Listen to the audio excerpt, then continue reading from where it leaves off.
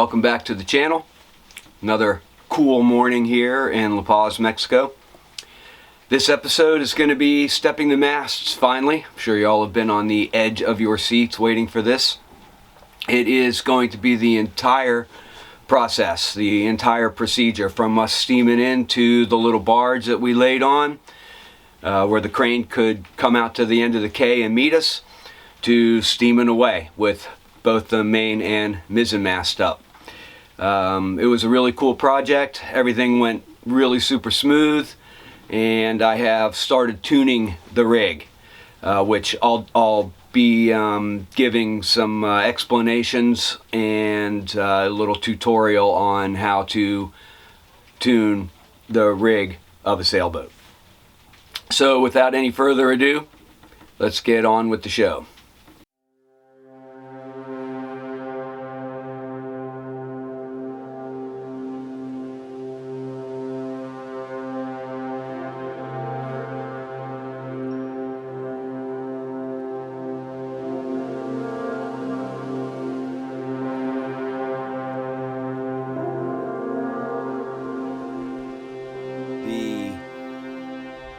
Crane, or grua in Spanish, G-R-U-A, pulled up right on time. Don Nicho's really super awesome guy. There's Christina hanging on the floating barge,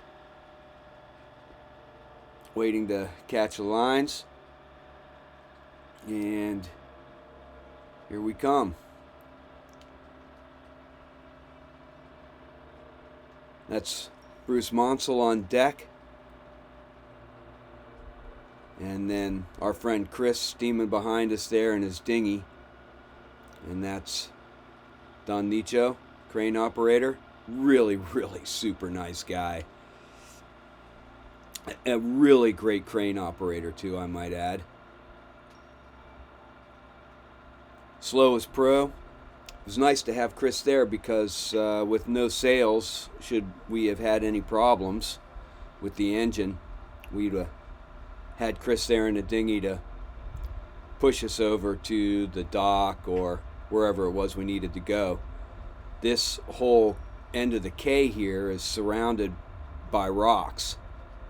You can kind of see them there in the water. So we had to come in real slow. We came in at a high slack tide, and it was a perfect day.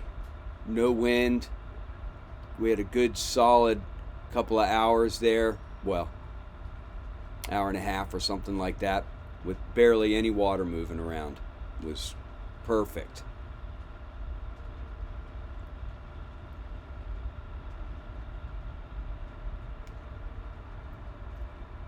You can see all the rocks there. Plenty deep right where we were. And that's Kyle, and Kyle and his companion Natasha have a pretty cool YouTube channel also called Fish Under Sail, and they're cruising in their Nauticat 46, I think it is. Check them out. I'll post a link. And this is Bruce and me going over procedures, kind of discussing the balance of the where the strap's going to go. And then here we go.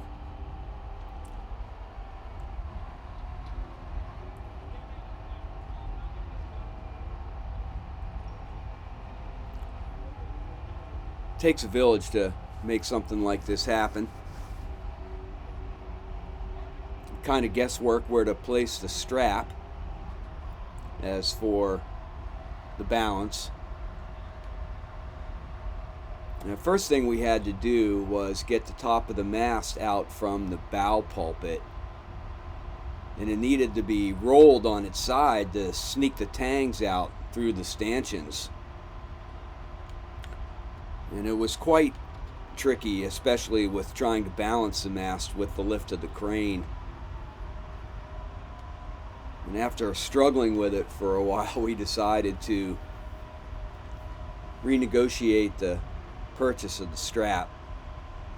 And one thing to keep in mind with the strap is in which direction the wrap goes, and on which side of the mast the strap end exits the bight, because the straps have a loop on both ends, and it sort of creates a hinge. And these determinations can help position the mast in the desired orientation for lifting, or in this case rolling, the mast. And the second time worked.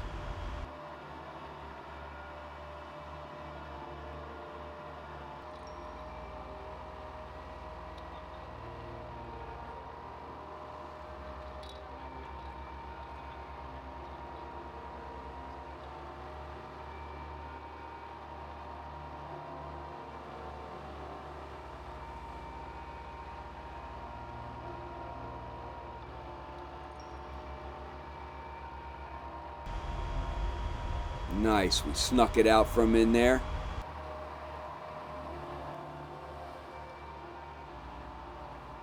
And the rest of this footage is the struggle to get the roller furling slid up into position and pinned. There was no way to prepare this any better beforehand than we had, because the furler drum needed to be tied to and supported by the base of the mast until we lifted the mast. So where it was all tied down there made it pretty difficult to pull the whole extrusion up and get it into the tang there and pin it.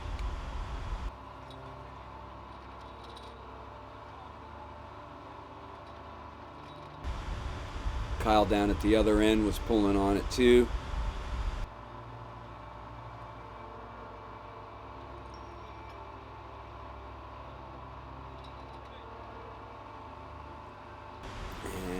Go. Here we're getting the cap shroud secured in the spreader ends.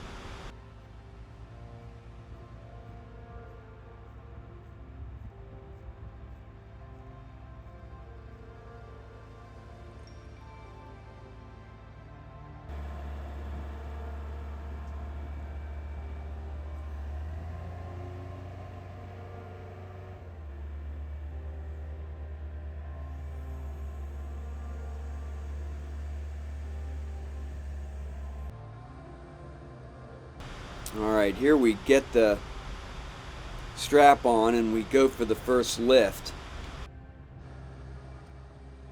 But after getting the mast up, we found the balance was off.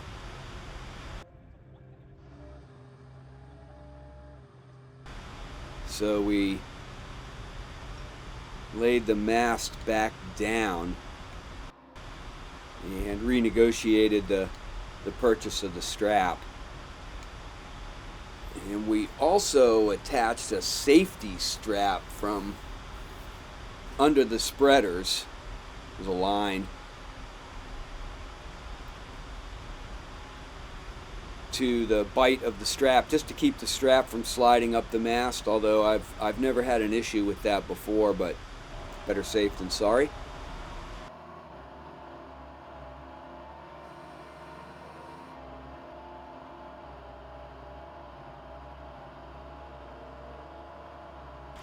And then this went really well.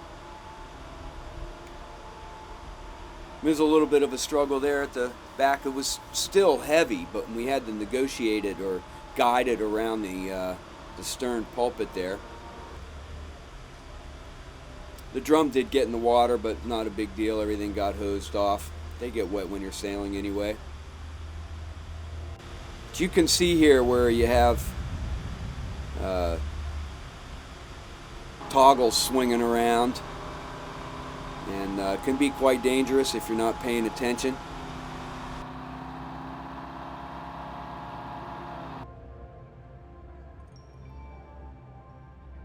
Alright, we got the once we had the mast in position over the step, we cut the roller furling loose and we walked it forward.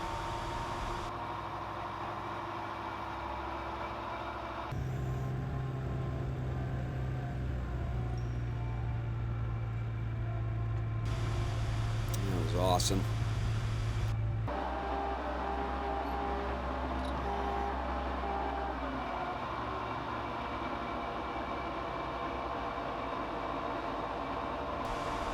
We got the furler pinned at the bow, and then we started working on getting the clevis pin through the mast and into the tabernacle, through the bottom of the mast and into the tabernacle. And this is the second time I've done it on this boat, and that's always a really it's a really tight fit. The pin's really tight, and it has to go through a hole in the step and then through the sleeve in the bottom of the mast and then through the hole on the other side of the step.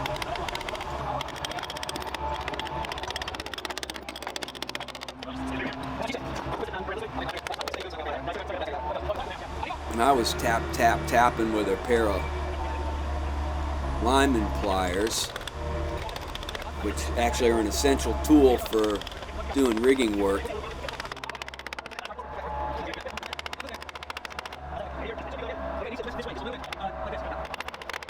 But Bruce, being the clever guy he is, beat it in with a timber that was on deck. He also tied a 2x4 around the mast to give some twist on the mast to work the pin in. But in the end, it was really the timber that got it through. That little tapping with my lineman pliers didn't really do much.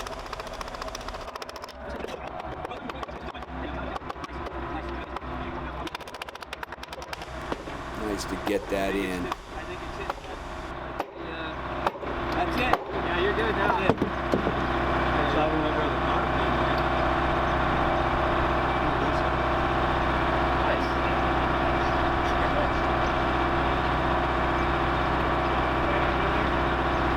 Well, there's no room because it's a tabernacle, so it's just floating.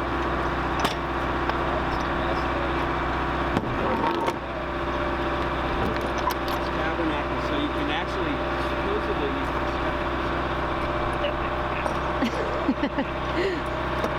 All right. What are we doing? Exactly, man.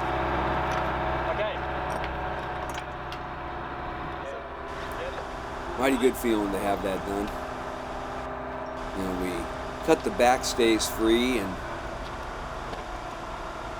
just started attaching all the standing rigging.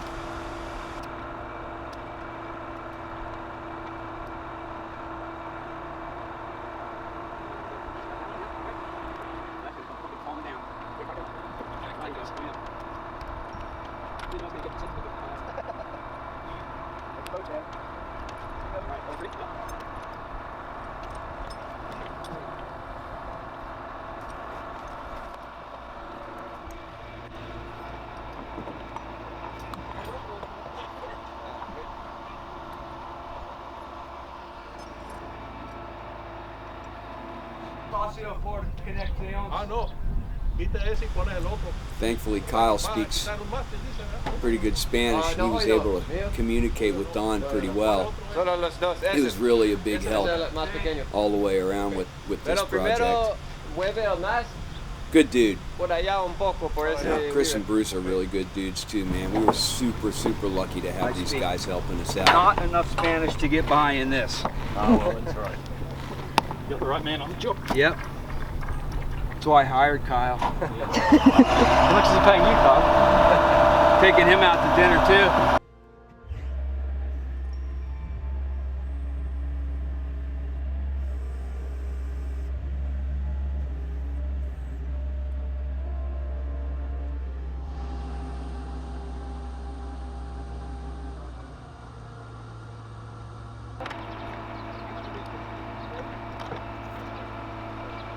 Working on that backstay, getting the clevis pin through the turnbuckle.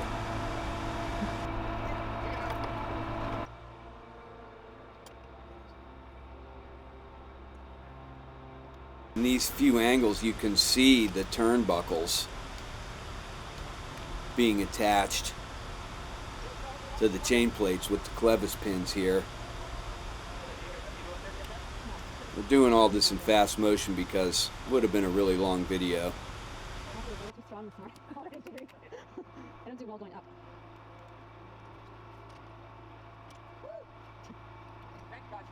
now. Fiesta later.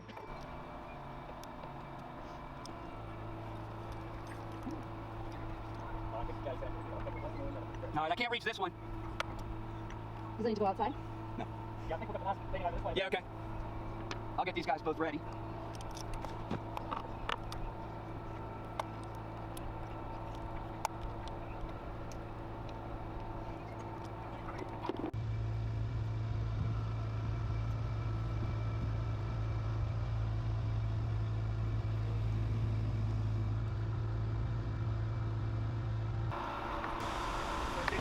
We had a tough time getting the backstays in place because the crane cable was in the way of the rigging.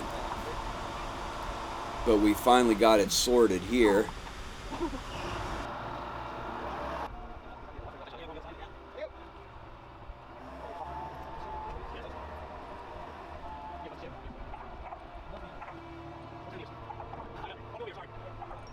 Oh, it's so close, man. Oh, you got So close. try it. Just took a little extra tug there by Chris. Yeah. Right, yep. Hey. Woo! Well, they're all on, man. Nice. Wow. It's awesome. Now we just got to find the volunteer. It was a damn exciting moment. Where's the bosun's chair, hon?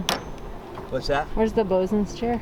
There's one in the starboard settee.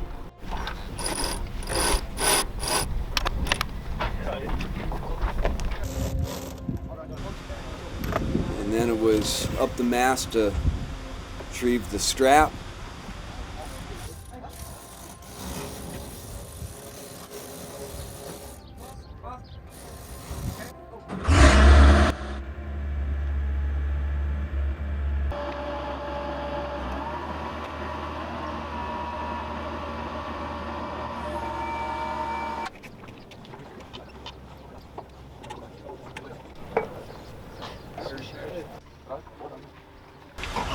And then on to the mizzen.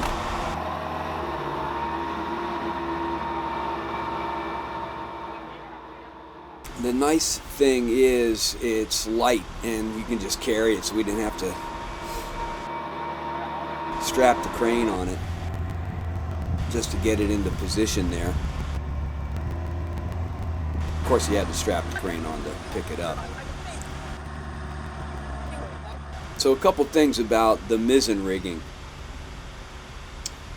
One is there's 3 chain plates for the mizzen rigging, each side of course, 6 altogether. But in any of the technical drawings that I could find, only 2 of those chain plates were depicted. So it was a bit of a crapshoot, both times I've done this actually, as to which shroud went to which chain plate, because there's nothing on it. 2 is, in the end, 2 of the 3 chain plates are so close, we figured it didn't matter, and we attached them where the best fit for the turnbuckles was, actually. And this is for where I had marked them when I had unstepped the masts a few years ago. That's how long it's been. It's been a few years. I put tape around all the turnbuckles where the threads go in and out of the main body of the turnbuckle so that we knew where things would be adjusted to. And then of course the last thing was going up the mizzen to retrieve the crane strap.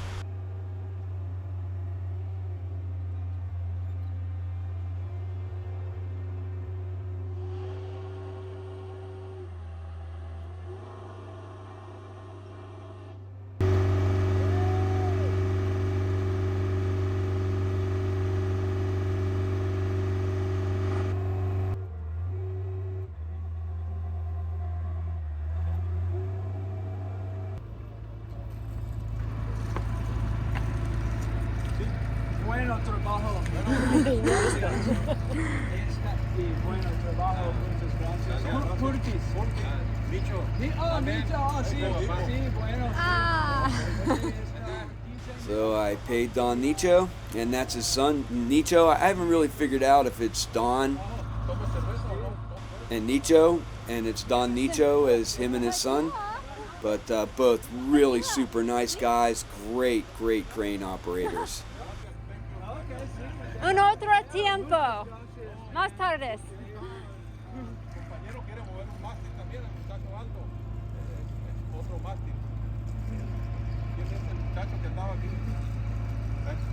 Okay. Okay. Te veo pronto, probablemente no por arriba mi mastil. Total for the crane was 15,000 pesos. 15 mil pesos. It came to about 750 bucks, which I think that's a pretty good price. And then here we are, steaming back to the slip. Mast stepped. Spreaders are a little droopy there, but all that's been adjusted, as you can see here at the end.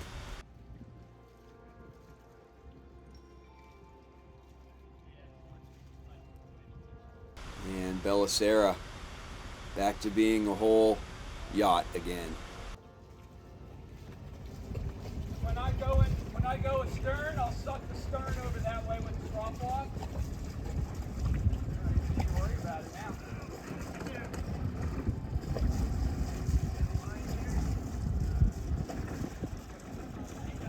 All good?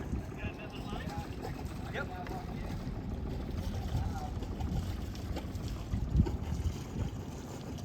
Support crew.